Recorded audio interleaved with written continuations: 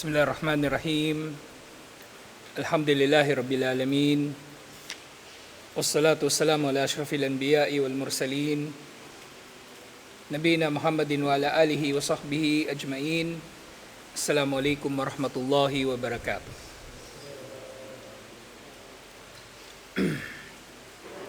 So ngayon insyaAllah Aqidah at tinatalakay pa rin natin yung Kitabut Tauhid. At dito sa chapter 6, Babu Tafsirit Tauhidi wa Syahadati an la ilaha illallah. Ang kabanata tungkol sa kahulugan ng Tauhid at ang pagsaksi na walang Diyos na marapat sambahin liban kay Allah subhanahu wa ta'ala. Nung nakaraan natalakay natin yung ayah sa Suratul Isra, verse 57, Ulaika alladhina yadu'una yabtaguna ila rabbihimul wasila ayyuhum aqrab. Na ang mga dinadasalan ng mga musyrikun na iba pa, liban kay Allah subhanahu wa ta'ala, lalo na yung mga kapwa natin tao na sinasamba nila o matutuwid, kasama sina Isa alayhis salam, Maryam, iba pa, o kahit ang mga anghel, lahat sila ay naghahangad ng daan upang makalapit kay Allah subhanahu wa ta'ala at naguunahan pa sila kung sino ang magiging pinakamalapit kay Allah subhanahu wa ta'ala. So ito ay pagpapabatid ng kawalang saysay ng shirk na siyang kabaligtaran o taliwas sa tauhid. Ang kabaligtaran ng tauhid ay ang shirk. Katulad ng kung paanong ang kabaligtaran ng iman ay kufur. Sa sumunod na binanggit yung ayah, Suratul Zukhruf, verse 26. Yung Zukhruf, pangilan ba itong surah? Chapter 43, verse 26 at 27. So ito yung sinabi ni Ibrahim alayhis salam sa kanyang ama. Ano pangalan ng ama ni Ibrahim alayhis salam? Azar. So sinabi, wa idh qala Ibrahimu li abihi wa qaumihi innani bara'um mimma ta'budun. Alalahanin ng sinabi ni Ibrahim alayhis salam sa kanyang ama at sa kanyang nasyon, tunay na ako ay walang kinalaman sa anumang sinasamba ninyo. Illa alladhi fatarani fa innahu sayahdin. So, wala siyang kinalaman sa mga itinatambal nila kay Allah. Ang kinalaman lang niya ay doon sa siyang lumikha sa kanya, si Allah subhanahu wa ta'ala, na siyang maggagabay sa kanya, kay Ibrahim alayhis salam. So dito, sinabi, bayin ma'anil kalimatil atiyah. So nababanggit dito yung iba't ibang mga salita. Una, yung bara. Yung sinabi ni Ibrahim alayhis salam, innani baraun. Yung bara, ang ibig sabihin nito, mubtadi mimma ya'buduna minal asnami wal awthan wa kafirun bihim wa mubtaidun anhum. Ang pagiging bara ay ang kawalan ng kinalaman. Ang mutabarriun pala ito. Mutabarriun mimma ya'buduna minal asnami wal awthani wa kafirun bihim wa mubtaidun anhum. Mutabarri, ibig sabihin walang kinalaman, inosente, hindi gumagawa nito o lumalayo dito. Mutabarri, walang kinalaman sa anumang sinasamba nila na mga rebulto o mga estatwa. At kafir, hindi na nanampalataya sa kanila. Wa kafirun bihim, wa mubtaidun anhum, at malayo sa kanila. Lumalayo sa kanila, ibig sabihin hindi lumalapit sa kanila.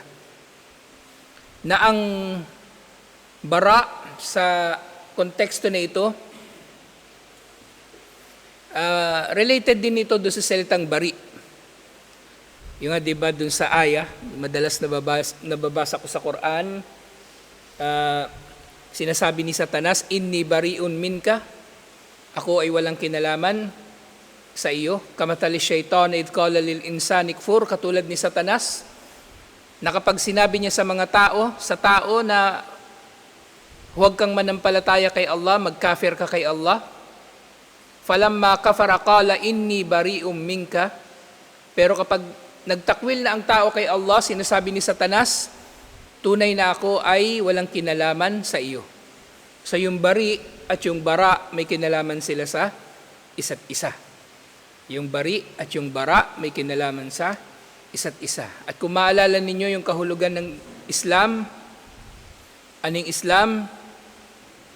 Al-istislamu lillahi bit-tauhid, wal-inqiyadu lahu bit-ta'a, wal-bara'atu minasyirki wa ahli. Yung bara'a na tinutukoy doon, yun na yung kawalang kinalaman. Ang bari at ang bara na tinutukoy dito, ang nagtataglay, sila yung nagtataglay ng bara'a, kawalang kinalaman. Yung katulad nun sa umpisa ng Surah At-Tawbah, di ba? Bara'atun minallahi wa rasuli. So wala nang kinalaman si Allah, pinuputol ni Allah ang kanyang kinalaman sa mga musyrikin, at ganoon din si Propeta Muhammad sallallahu alaihi wasallam. Na doon sa kahulugan ng Islam, so nga, tatlo yung tinukoy doon. Al-istislamu lillahi bit-tauhid, ang pagsuko kay Allah sa bisa ng kanyang tauhid, wal-inqiyadu lahu bit-ta'a, pagtalima sa kanya sa pamagitan ng pagsunod, at ang kawalan ng kinalaman sa shirk at sa mga gumagawa nito. So, ibig sabihin, hindi sapat na hindi ka nagsishirk. Hindi sapat na hindi ka nagsishirk. Dapat wala ka talagang kinalaman sa shirk. Okay? Yung hindi ka nakikikain doon sa piyesta o anumang mga nakikibati ka ng Merry Christmas o nagbebenta ka ng paputok, nagbebenta ka ng gift wrap at iba pang mga katulad nito na kinalaman sa mga hindi mananampalataya, lalong-lalo na sa kanilang mga gawain na may kinalaman sa mga gawaing pagsamba. So ito yung pagiging bara ni Ibrahim alayhis salam, na sinasabi niya, innani bara'un mimma ta'budun, tunay na ako ay walang kinalaman sa anumang inyong sinasamba. Ako ay walang kinalaman sa anumang inyong sinasamba. Ibig sabihin, tinatakwil niya ang lahat ng sinasamba nila, liban na lamang kay Allah subhanahu wa ta'ala, ayon doon sa nababanggit doon sa sumunod na aya. Yung nga, illalladhi fatarani fa innahu sayahdin. Liban na lang, siya siyang lumikha sa akin dahil siya ay maggagabay sa akin.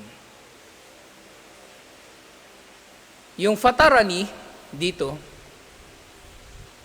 actually medyo komplikado ito na salita. Hindi lang ito sa kahulugan ng khalq, mas malawak pa ang kahulugan ng fatir. Halimbawa, fatirus samawati wal ard. Yung fatir, mas malawak yung kahulugan niya kaysa sa khaliq. Fatir, khaliq, fa'il. Oh, di ba? Fa'il din yung khaliq at saka yung fatir. Yung fatir, siya yung fa'il ng fattara. Khaliq, ano yung root word ng khaliq? Oh, di ba? Oh, nakuha nyo na. Diyos mio, 1 taon mahigit. 1 taon mahigit. Di ba? Oh, yun lang, ganun lang. Oh, di alam nyo na. Oh, nakita nyo yung ano, sa salita, oh, khaliq. O di alam nyo na yung root word, makikita nyo na doon sa dictionary. Kasi sa mga dictionary kasi, may Google na kasi ngayon eh.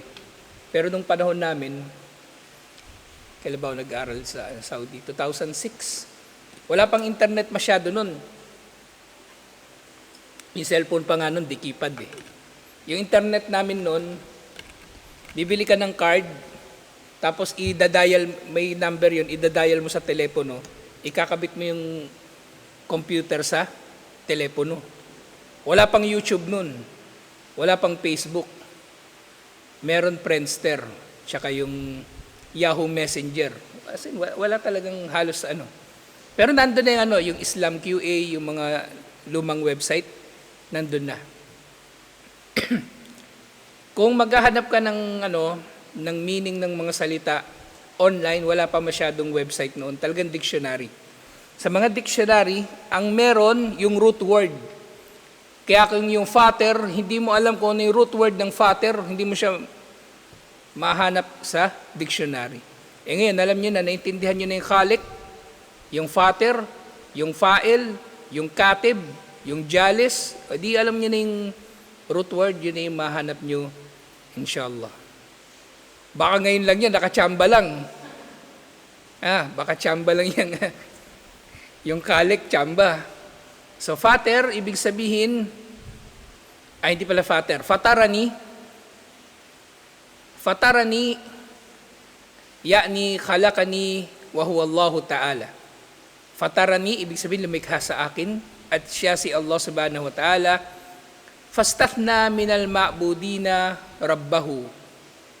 At dito sa aya na ito, inihihiwalay ni Ibrahim alayhis salam ang kanyang Panginoon mula sa iba pang mga sinasamba.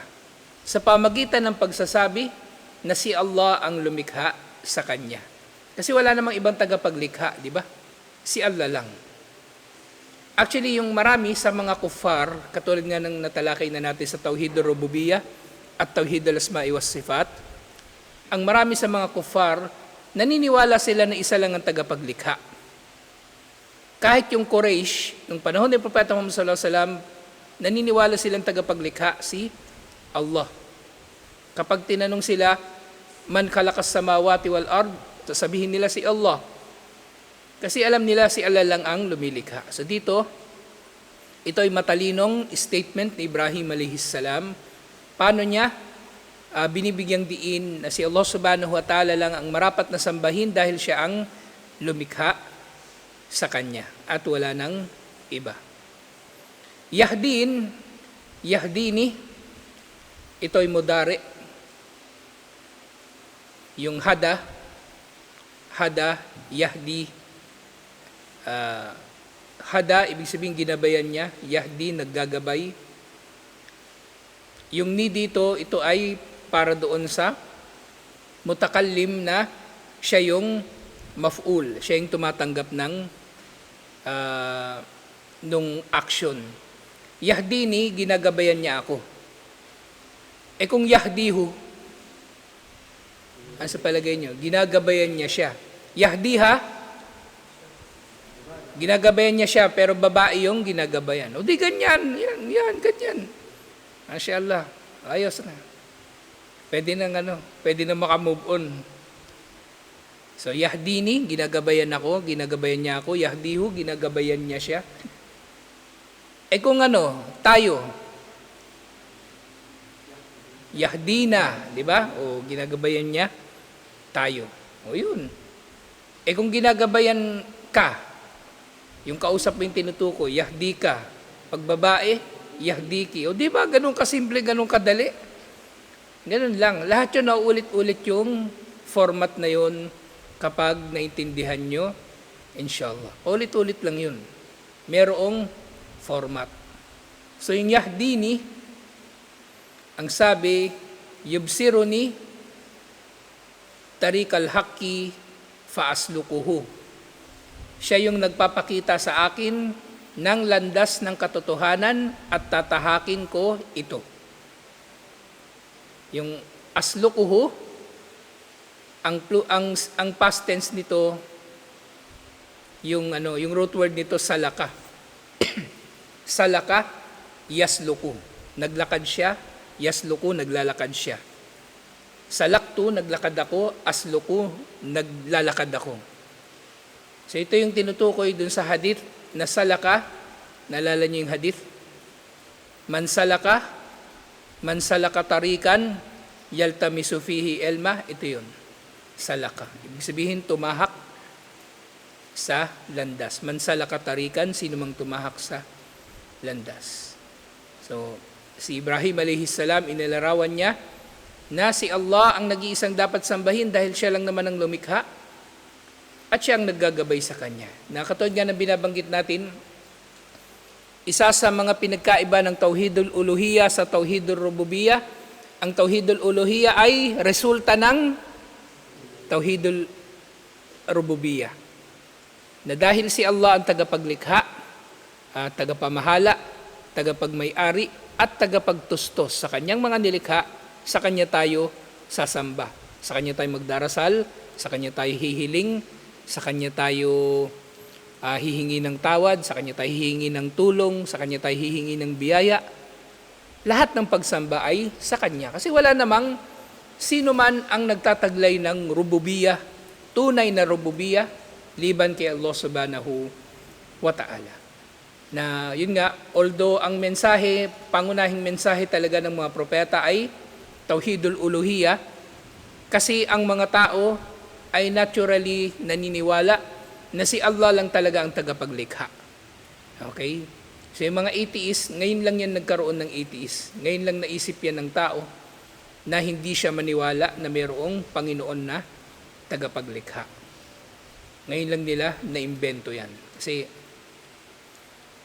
kahit nung unang panahon, maraming kuffar, pero lahat naman sila ay naniniwala na mayroong nag-iisang tagapaglikha, kumbaga. Kahit nga sa Hinduism, di ba meron silang milyon-milyon na mga Diyos o ilang libong Diyos, ilang daan. Sa tatlong pangunahing Diyos nila, sina Brahma, Vishnu at Shiva, isa lang doon yung tagapaglikha. Si Brahma. Si Vishnu yung tagapamahala, si Shiva yung tagawasak, tagabawi ng buhay.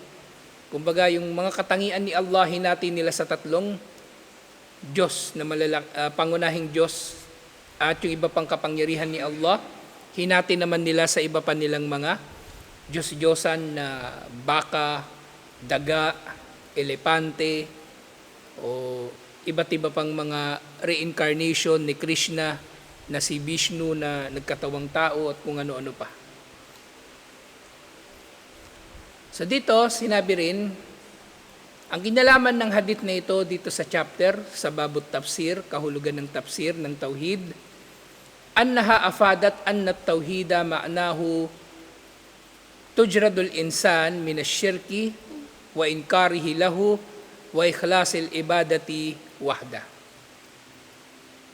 Ang Tauhid, kung mauunawaan ng tao ang kahulugan nito, ito ay pipigil sa tao sa shirk at kamumuhian niya ito, ladayuan niya ito, at ito ay magdudulot na siya ay magkaroon ng ikhlas, pagiging dalisay sa pagsamba kay Allah subhanahu wa ta'ala ng nag-iisa at walang katambal. So tulad ng natalakay natin kaninang umaga, di ba yung ikhlas, maring mga hulugan ito ng pagiging dalisay ng layunin para kay Allah. At the same time, pagiging dalisay ng pagsamba na ang sinasamba mo ay si Allah lang. Parehong ikhlas yun. Parehong ikhlas. Kaya nga doon sa Suratul Ikhlas, di ba? Wala namang binanggit doon na ikhlas na hindi ka nagpapakitang tao. Ang tinutukoy doon, ikhlas ng pagsamba kay Allah lang. Ikhlas yun pareho na nauunawaan. Parehong kahulugan yun ng ikhlas. Sumunod, may isa pa uling aya. So, sa Surah At-Tawbah, chapter 9, verse 31. Surah At-Tawbah, verse 31. Mas malaki kasi sulat dito eh. Ittakhadu ahbarahum wa ruhbanahum arbabam min dunillah. Sa yung mga ahlul kitab daw, ang angkan ng kasulatan, ang mga Kristiyano at mga Hudyo, itinuring nila ang kanilang mga ahbar, yung kanilang mga rabay, yung mga pari ng mga Hudyo, o maaring pari na rin ng Kristiyano, maaring ganun na rin. So yung kanilang mga ahbar at mga rohban, yung mga rohban, ito yung mga monghe. Ito yung mga tao na dinedicate na nila yung kanilang buhay sa simbahan, kumbaga. Maaring hindi sila pari, pero sila ay nagdedicate na ng kanilang mga sarili sa simbahan. So sinasabi, al-ahbaru humul ulama, warrohbanu humul ibad. So mayroong distinction na tinukoy dito sa pagitan ng ahbar at ng mga rohban. Yung mga ahbar, sila yung mga ulama ng mga Kristiyano at ng mga Hudyo. Sila yung mga ulama ng mga Kristiyano at ng mga Hudyo. Yung mga may matataas na posisyon. Maaari nating masabi na sila ay yung mga obispo o lalong-lalo na yung Santo Papa at yung mga pari. At yung rohban naman na sinasabi, humul ibad, sila daw yung mga tagasamba na kabilang sa mga relihiyon ng Kristyanismo at ng Judaismo. Dito sa ibad, kung ang ibad talaga yung pagbabatayan natin, yung ibad, yung kahulugan ng ibad, mga sumasamba, maaring mas malawak pa ito doon. So hindi lang mga sakristan, kundi lahat ng mga tao na naglilingkod sa simbahan. Kasi kahit sa mga simbahan, meron tinatawag na mga layman, mga lay people, mga pangkaraniwang tao sila na naglilingkod doon sa simbahan at sila ay maaring mapabilang pa rin doon sa mga rohban. Okay? So nilinaw dito. Wal ma'na annahum ittakadu haula'il ulama'i wal ibadi ilahatun min dunillahi wa dalika annahum ata'uhum fi tahlilil haram wa tahrimil halal. So yung tinutukoy dito ni Allah subhanahu wa ta'ala sa aya na ito, na kinuha ng mga tao ang kanilang mga pari, mga pastor at mga rabay at iba pang mga tao na nasa simbahan o naglilingkod sa simbahan bilang mga Diyos o Panginoon na katambal ni Allah, dahil ang mga tao ay sumunod sa kanilang mga pari at mga pastor sa pagpapahintulot nila sa mga ipinagbawal at pagbabawal nila sa mga ipinahintulot. So ito yung kahulugan ng aya. At ito yung nangyari doon sa hadith na natalakay na natin nung nakaraan. Na may dumating kay Propeta Muhammad sallallahu alaihi wasallam na grupo ng mga Kristiyano at ang isa sa kanila, ang pangalan niya ay si Adi. At sinabi ni Propeta Muhammad sallallahu alaihi wasallam sa kanya na sila ay sumasamba sa kanilang mga pari at mga pastor. At itinanggi ito ni Adi. Sinabi niya hindi namin sila sinasamba. Pero yun nga sinabi ni Propeta Muhammad sallallahu alaihi wasallam, ang pagsamba niyo sa kanila ay ang pagsunod ninyo sa kanila nang pinahintulot nila ang bawal at pinagbawal nila ang pinahintulutan. So dito, halimbawa sa mga nangyayari dito, halimbawa sa mga pastor at mga pari, halimbawa yung pag-aasawa, ipinagbawal ito ng mga pari sa kanilang mga sarili. Yung diborsyo, katulad ng nabanggit natin, kailan ka ba nabanggit yung kahapon? Yung divorce, bawal na bawal yan sa Roman Catholic Church. Merong divorce sa US at sa ibang mga bansa. Pero nagkaroon ng divorce sa kanila dahil sa secularization, ibig sabihin, kumbaga paghihiwalay ng estado sa simbahan. Yun yung sinasabi na separation of church and state. Dito sa Pilipinas, nahihirapan mag-move on ang gobyerno kasi ang problema sa Pilipinas, kung iahambing sa ibang mga katolikong bansa, medyo conservative ang Pilipinas kung iahambing sa ibang mga katolikong bansa. At malaki pa rin ang papel ng simbahan sa panghihimasok nito sa pamahalaan. Tingnan nyo, lahat na lang ng issue sa pamahalaan pinanghihimasukan ng simbahan sa panahon natin ngayon. Kaya hanggang ngayon hindi merong bill tungkol sa divorce pero hindi siya maipasa-pasa. Kasi may mga kumokontra. So itong mga bagay na ito ay pinagbawal ng mga pari. Tapos meron naman silang pinahintulot na hinaram ni Allah o hindi pinahintulutan ni Allah, pinagbawal ni Allah. Halimbawa yung mga bisyo, yung alak, yung pagpapautang ng may patubo. Di ba nung bumalik si Isa alayhis salam doon sa Jerusalem, pagpasok niya sa sinagoga, nakita niya yung mga tao na merong money changer, na yung money changer nila hindi katulad ng money changer ngayon. Yung money changer nila doon ay riba talaga. Riba. At iba't iba pang mga kasamaan na nakita niya doon, kaya siya nagwala doon sa simbahan, pinalayas niya yung mga tao palabas ng sinagoga. Na dahil doon, idinibanda siya ng mga Hudyo sa mga Romano. At ang mga Romano, kinasuhan naman siya ng rebelyon. So si Isa alayhis salam, nung panahon niya, kumbaga sa panahon natin ngayon, ang kaso niya rebelyon, para siyang terorista. Kumbaga, kaya ganun kabigat yung naging pataw sa kanya na parusang kamatayan sa pagkakapako sa krus. Wala naman siyang pinatay, wala naman siyang sinaktan, wala naman siyang ninakaw, pero matindi kasi yung bintang kay Isa alayhis salam, rebellion, kaya ganun ang naging parusa sa kanya ng mga Romano. At yun ay isa kagagawan din ng mga Hudyo. Yun ay sa sulsol ng mga Hudyo sa mga Romano.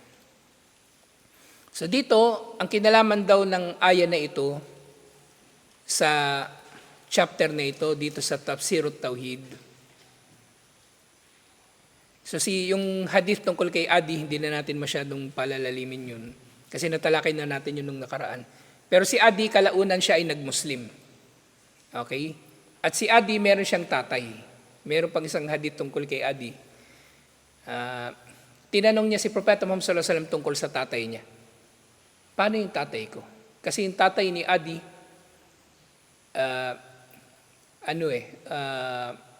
si Hatim pangalan ng tatay niya. Napakabait na tao, pero namatay na kafir. So tinatanong niya paano yung tatay niya. At sinabi ni Propeta Muhammad sallallahu alaihi wasallam na ang tatay niya ay nasa impyerno. At paano yung kabutihan daw na ginawa ng tatay niya? Sinabi ni Propeta Muhammad sallallahu alaihi wasallam, nagantimpalaan na yun dito sa mundo. At yun yung isa sa mga hadith na nagpapaliwanag tungkol sa ikhlas at syempre tungkol sa usapin ng gantimpala ng hindi mananampalataya sa kanyang kabutihan na nagawa dito sa mundo. Nakita na ni Allah ang nasa puso nila na gumawa man sila ng mabuti, hindi nila ito gagawin ng may kadalisayan ng layunin para kay Allah subhanahu wa ta'ala. Kaya hinayaan sila ni Allah na maligaw at hindi yumakap sa pananampalatayang Islam. So makatarungan si Allah, alhamdulillah. Ang kanyang pagiging makatarungan ay dulot ng kanyang perpektong kaalaman. Na bago pa man niya likhain ng mga tao, nakita na niya ang gagawin ng mga tao kung sakasakaling sila ay lilikhain. Di ba sa Qadar, natalakay na natin, nalaman na niya ang mangyayari at paano ito mangyayari at ano yung iba pang mga pwedeng mangyayari. Sa panghuli ngayong gabi, inshallah, sa nga yung kinalaman dito, anna man ata'a ghayrallahi fi tahrimil halali wa tahlilil harami faqad ittaqadahu rabban wa ma'budan wa ja'alahu syarikan lillah. Wadhalika yunafi at tauhid. Sino man daw ang sumunod sa iba pa, liban kay Allah, sa pagpapahintulot sa mga ipinagbawal ni Allah o pagbabawal sa mga ipinahintulot ni Allah, kinuha niya ang tao na ito o anumang bagay na ito bilang Panginoon at sinasamba at ginawa niya itong katambal ni Allah. At ito ay nakakasira sa tauhid ng tao. Ibig sabihin, nagiging kafir. At ito rin yung kahulugan ng aya na sinabi ni Allah subhanahu wa ta'ala doon sa Suratun Nisa na وَمَنْ لَمْ يَحْكُمْ بِمَا أَنْزَلَ اللَّهُ فَأُولَٰئِكَ هُمُ الْكَافِرُونَ. Sino man ang maghatol sa iba pang paghatol, liban sa paghatol ni Allah, sila ang mga hindi mananampalataya. Ang tinutukoy dito na paghatol, ito, yung paghatol na taliwas sa hatol ni Allah o sa batas ni Allah. Ngayon, syempre, hindi ito nangangahulugan na hindi tayo susunod sa batas ng tao. Okay? Halimbawa, may batas yung tao, pagpula yung stoplight, hindi ka tatakbo, pag green, saka ka tatakbo, pwede nating sundin yun. Kasi hindi naman yun taliwas sa batas ni Allah. Ang layunin ng stop sign para magkaroon ng kaayusan, para hindi magkabanggaan, para walang mamatay, walang masaktan, at ang pangangalaga sa buhay ng tao, batas yun ni Allah. Kaya pwede natin yung susundin, inshallah. Hindi ka magiging kafir dahil sumunod ka sa batas trapiko o nag-apply ka ng lisensya sa pagmamaneho o kung ano-ano pang mali na mga interpretasyon ng mga extremist o sabihin na natin mga terorista tungkol sa batas ng tao. Okay? Hindi yun ganun kasimple na porke na nababanggit sa batas ng tao ay nagiging taliwas na ang batas na yun sa batas ni Allah. Diba, sasabihin din nila yung mga abogado daw, kafir. Yung mga Muslim daw na nag-abogado, kafir. Hindi rin agad-agad na ganoon. Kasi pwede mo namang, lalo na sa atin dito, minority tayo sa Pilipinas. Pwede kang maging abogado, pwede kang maging politiko, kung ang layunin mo ay para sa kapakanan ng Islam at sa mga Muslim at ng mga Muslim. Pero kung magpapakupar ka rin sa pagiging politiko, pagiging abogado, di kafir ka. Katulad na kung paano pwede rin naman maging kafir yung imam. Kunwari, imam lang siya, pero yung puso niya, kufur ang nilalaman. So pwedeng mangyari yung ganon. Yung mga bagay na yun ay si Allah lamang ang tunay na makakapaghatol. Pero dito, nililaw lang natin na ang pagsunod sa iba paliban kay Allah, lalong-lalo na sa pagsunod sa mga batas na taliwas sa batas ni Allah, ito ay kufur o kumbaga nasa hangganan na ng kufur, katulad ng kung paanong naging kafir ang mga Kristiyano at mga Hudyo na higit nilang sinunod ang kanilang mga pari at mga pastor, mga rabay, mga pinunong panrelihiyon kaysa sa batas ni Allah subhanahu wa ta'ala. Natalakay na natin to actually sa al-wala wal-bara. Pero inshallah, babalik-balikan natin ito para mas maintindihan pa natin inshallah. Dahil minsan,